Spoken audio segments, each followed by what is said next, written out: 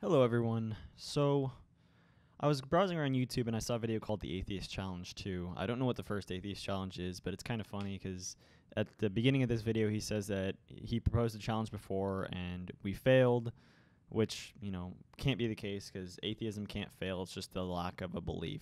So, this guy doesn't really understand what atheism is. And I know this is mainly a troll and I shouldn't engage in this because it's a waste of time, but I want to for a specific reason.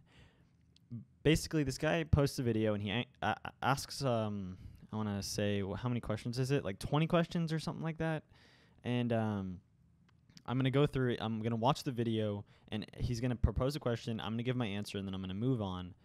And he says that you can't contradict yourself. If there's any contradictions, then you fail. I think he's assuming that means that atheism is wrong, but I can't. It may just be the challenge. I don't know. But this guy,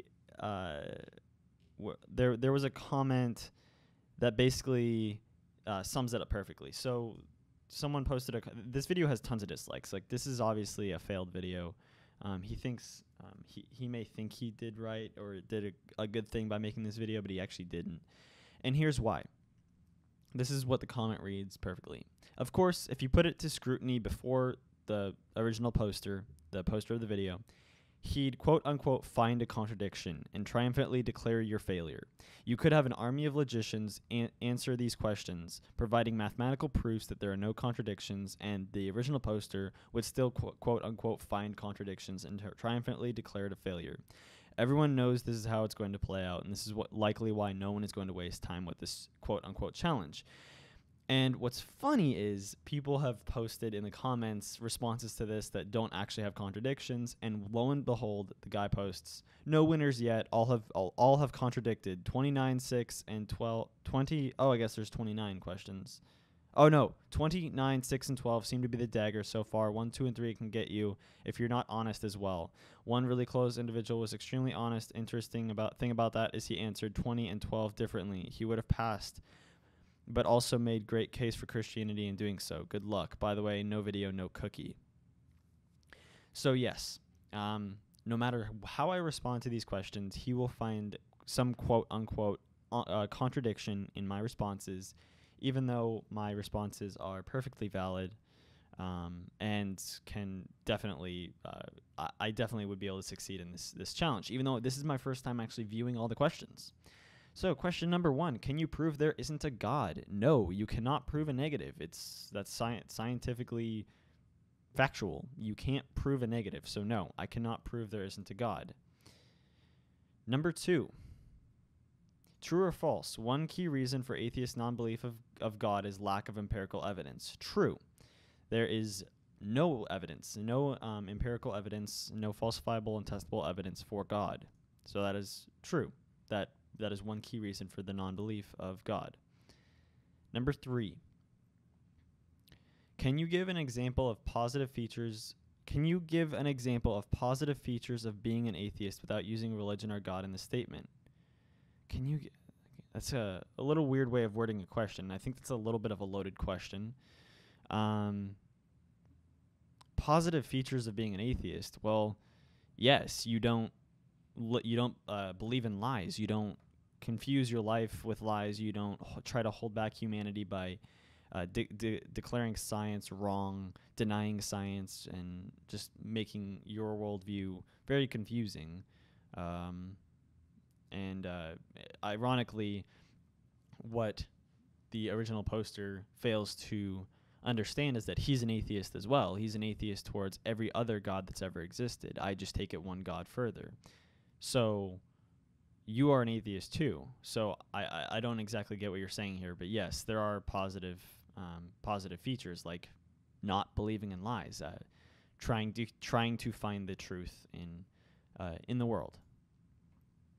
Moving on to number 4. I wish these questions came a little bit quicker. Damn, this one's a long. Okay, there we go. Number 4. Do you believe in the possibility of life on other planets? Absolutely. With how large the universe is and how many planets there are in the potential Goldilocks zone, yes, I would say it is very likely. I'm not saying it is certain or guaranteed, but I'm saying that I would definitely believe in the possibility of life on other planets. I believe there's the possibility. Yes.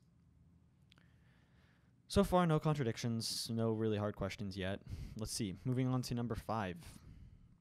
Where did genetic code originate from? Oh, God. Where did genetic code originate from? This is something where I would suggest talking to a biologist to get the best answer. But I don't know personally. I know that science can give you the answer. My guess is genetic code originated from some sort of evolutionary feature, some change, some mutation that from a single-celled organism. I don't know. Like I said, my answer to number 5 is I don't know. But science can answer this question easily. And a lot of atheists who have scientific backgrounds could most likely answer this question perfectly without any contradiction. So, once again, no contradiction there. Moving on to number 6 in a second. How do you account for self-awareness, consciousness? Our brains have evolved to develop consciousness, which makes you aware, and you that's just who you are. It's your brain, your active brain. Once again, this is a question more for a neurologist. You're asking questions of people who just the only question that mattered was the lack of empirical evidence for a God. That's the only reason, and the only true belief or the lack of belief for atheism. You're asking these questions of people who aren't qualified to answer these questions because you know that the average atheist won't be able to answer this because they're not a neurologist. You need to ask this question to a biologist, a neurologist. A biologist would be able to answer the genetic code question. A neurologist would be able to answer the self-awareness question. Yes, these answers exist, and no, they're non-contradicting.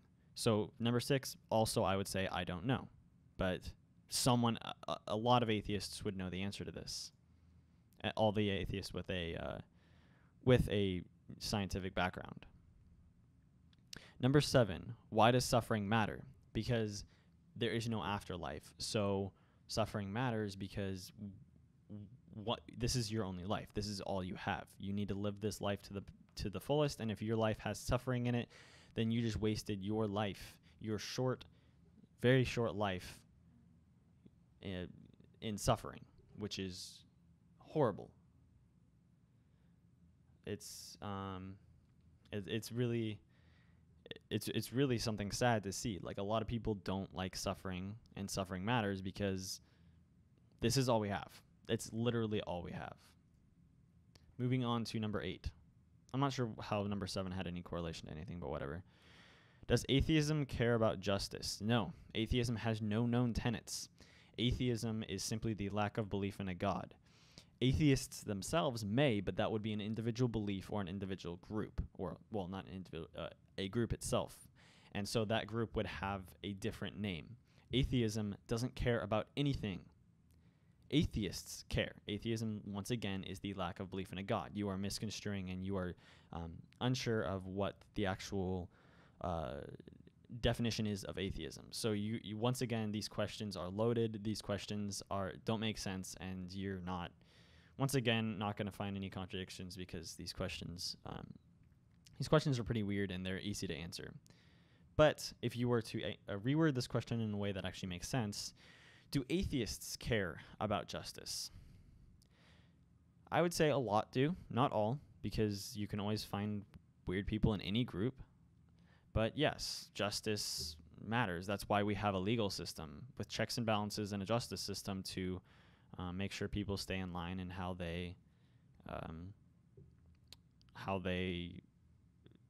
commit their lives, how they go through their lives, make sure they don't steal, murder, commit fraud, anything like that. Another easy question down, no contradictions so far. Number 9. Based on your knowledge, do you believe that a historical Jesus lived and was crucified? Did Jesus Christ the man exist? Based on my knowledge, Probably. I believe that there was a guy named Jesus who lived a long time ago, and he either was very delusional and dreamt everything that he said and did, or he decided to try to scam people. I believe it's one or the other. Did Jesus Christ the man exist? Probably. I don't think his last name was Christ, but it could be. I don't know. I believe that a man named Jesus exists, but it's a belief. There is no evidence for it, and so I don't know. On to number 9, or on to number 10. Sorry, still no contradictions so far. Let's see what he has to bring next. Number 10. How did life self-replicate, and why did it switch to reproduction if it could have already self-replicate? I think you're confusing the difference between asexual and sexual reproduction. Asexual is when it creates a copy of itself. Sexual reproduction is when it when you need two of the species typically with different genders to reproduce. The problem with asexual reproduction is if there is a mutation, or if there's a problem or a mutation that is bad, then that mutation keeps getting copied over and over again, and so then that species will for eternally have that problem. Sexual reproduction, that's where evolution can really shine, because if they give birth to, if the offspring has a problem, then that offspring could either, if it reproduces, it could be the recessive gene, I believe is what it's called, and then the problem doesn't continue on, or the species itself dies, and so then there wouldn't be a problem. So sexual reproduction can get rid of problems. Asexual can just copy the problems over and over again. So yeah, there's your answer. Number 10, once again, kind of a weird question, but still no contradictions in the first 10 questions. On to number 11. Can science explain why there are 7,000 languages? Yes, it can. That's it. That was the answer to number 11. That's a weird question. Still no contradictions. 12. Do you believe it is possible that there are multiple universes? Do you believe that there will ever be empirical evidence for such a claim? The multiverse theory, I actually haven't done enough research on it to make a statement of if I believe it's real or not. I think it would be cool if it was, but no, I don't believe in it because I don't know enough about it. Do you believe there ever will be empirical evidence for such a claim? If it exists, then yes, obviously. It completely depends on if the existence is real or not. So yeah, kind of an interesting question, but still no contradictions in the first 12. On to number 13.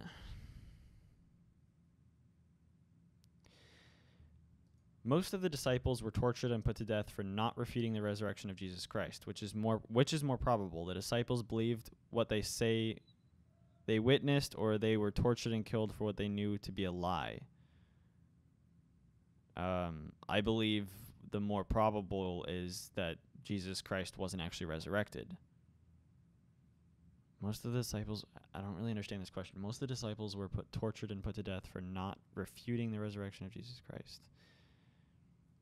Yeah, I believe that Jesus Christ was never resurrected, and I believe that these were just simply stories passed down through so many people that it's not like we're not sure what actually happened, and there's no proof for what actually happened.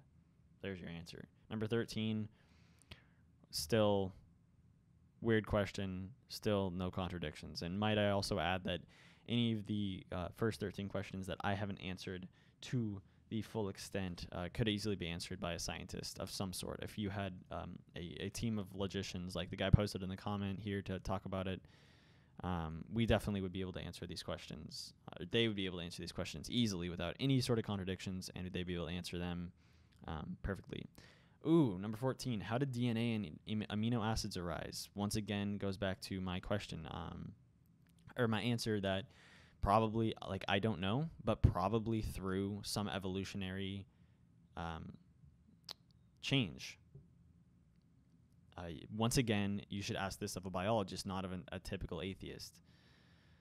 I could do the same thing to a Christian. Like, most Christians that I've met have not read the Bible. I could easily ask them questions about the Bible and be like, ha, you don't know enough about the Bible, so you're not a Christian. Or that proves that Christianity isn't real. No. This has no correlation on any of that shit. Number 15, why is it important to you that everyone is an atheist? It's not. I don't care what other people believe. It's when people try to impose their beliefs on me. Personally, they try to get me to believe what they believe, or they try to impose their beliefs on our legal system, that I have a problem. I also have a problem when countries like Iran and Afghanistan and stuff treat women horribly because of their religion. They're extremely misogynist. They force women to obey their husbands. They throw battery acid on their faces. They make them cover themselves up. Like, it's just horrible. I care when... So my three answers are: I care when you try to impose your beliefs on me, I care when you try to impose your beliefs on our legal system, and I care when religion causes horrible, horrible acts to be brought on people, undeserving people, anywhere in the world. But I don't care if everyone is an atheist. My girlfriend is a Christian, and I don't care that she's a Christian at all. So, yeah, no, 15 down, still no contradictions. 16, is your worldview as an atheist purely materialistic and naturalistic? It kind of has to be for me to be an atheist. I believe that there is no supernatural. I believe that everything around us is material, and that's all we have. Pretty simple answer. 16 down, still no contradictions. 17. Why does the universe appear to be rational and complex? Once again, kind of a question that you should be asking someone who studies this type of thing. I don't know. I don't do studies on the universe. I don't know about rationality and complexity of the universe. My guess is the universe appears to be rational and complex because it is rational and complex. It is. We don't know everything there is to know, so it's pretty complex. 17 down, still no contradictions. Number 18. If the Bible is just fairy tales written by sheep herders, then why are the messages and laws not favorable to mankind's desires and urges? Messages. This question is horribly written, but the answer is really simple because it was written 2,000 years ago when mankind's desires and urges were different than they are now. Back then, we were trying to figure out the simplest of things, and now we understand those things. And so now we try to answer things in a different way. Back then, murder was less of a big deal. Back then, stealing was less of a big deal. Back then, fraud was less of a big deal. Back then, adultery was less of a big deal. Like it. If the Bible is just written by fairy tale sheep herders, it's just because they were uneducated. They most of the time, were stories passed down through many generations, and stories get changed. So yeah, that's your answer. 18 down, still no contradictions. All answered by a 19-year-old atheist who doesn't have a background in science. What do you know? Number 19. How do you think someone arrives to an atheistic worldview? What three beliefs do you feel most atheists share? This is a very fallacious question. How do you think someone arrives to an atheistic worldview? The answer to one of your first three questions about the lack of empirical evidence, the lack of falsifiable and testable empirical evidence. Science cannot prove, you can't prove scientifically that there is a God, and so there's no reason to believe in a God. It is illogical to believe in a God. What three beliefs do you feel most atheists share? I don't believe atheists share any sort of belief system. Atheism doesn't have a belief system. And so there is no three things that atheists share. But yeah, you're presupposing the question by saying that atheists do have a belief system when we actually don't. Moving on to number 20. 19 down, still no contradictions. What do you know? But number 20. Faith, this is a quote. So, quote, faith is the confident belief in the truth, value, or trustworthiness of a person, idea, or thing without total proof or empirical evidence, end quote. Based on this definition as an atheist, do you have faith in any of your current views?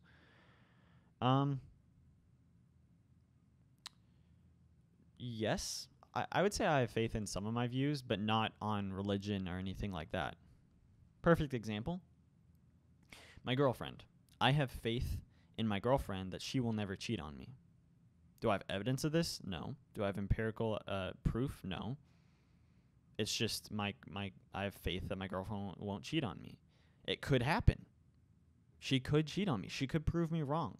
There isn't evidence that she won't, in which case I would strongly believe. I would say I strongly believe or strongly know she won't cheat on me. But right now, I just say I have faith my girlfriend won't cheat on me.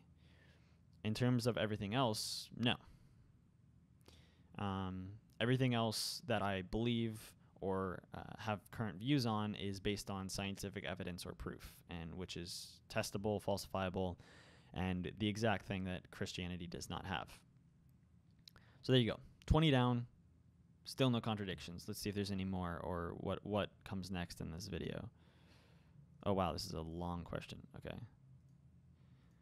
So, whoops. Then we move on to a picture of a foresty background. And he says, I will only recognize video responses to this challenge. Good luck.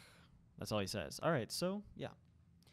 An atheist challenge 2, apparently, with 20 questions. All very easy questions for the most part, but asked in a very unfair way. These questions could easily be answered if there were present a neurologist, a biologist, an astrologist, or astronomist. Sorry, astronomy, not astrology. And probably a physicist and, a chemist there couldn't hurt either. If we had one of those present, as well as a logician, some sort of person who studies like logic and philosophy, then yes. These questions could be answered perfectly, 20 out of 20 with no contradictions whatsoever. I answered these 20 questions without contradiction. I didn't give the best answer because I don't have a degree in a lot of these sciences, so I don't know enough about them. But yes, I successfully, and based on logic, I did not offer any contradictions. Any contradictions you quote unquote find in this video are you're specifically searching and you're making up your own contradiction, which isn't actually a contradiction based on science and reason and logic. So yeah, I beat your challenge. If you say otherwise, I'm sorry that you are so you're going to just find your own contradictions. You're not actually going to see a real contradiction. But that's about it for the video, guys. I just want to make this video for fun. Thought it might be a cool way to respond to this video. That's about it for the video. Guys, thanks for watching. Make sure to comment, rate, and subscribe. And have a nice day.